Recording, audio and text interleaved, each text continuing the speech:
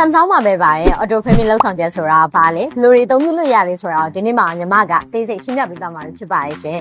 ပထမဆုံးအနေနဲ့ကျွန်တော်တို့ auto framing သုံးချင်နေဆိုရင်ကင်မရာလေးကိုအရင်ဝင်လိုက်မယ်ဝင်ပြီးွားပြီဆိုရင်ညီမလေးဗီဒီယိုထဲကိုသွားလိုက်မယ်သွားလိုက်တဲ့ခါကျရင်ညီမတို့ဒီဘက်ထောက်ပြီးမှအဆက်လေးဆက်လေးရှိရဲအဲ့ဒါလေးကိုတစ်ချက်ထောက်လိုက်မယ်ထောက်ပြီးဆိုရင်ညီမတို့ကင်မရာအဝိုင်း၄တောင်ပုံစံလေးကိုတစ်ချက်နှိပ်လိုက်တဲ့ခါကျရင်ကျွန်တော် auto framing စသုံးလို့ရပြီအဲ့ဆိုရင်ညီမတို့ဆန်းရိုက်ကြည့်မယ်ပေါ့နော်ဆန်းရိုက်ကြည့်မယ်ဆိုတော့အရင်ဆုံးညီမလေးထောင်လိုက်မယ်ထောင်ပြီးခါကျရင်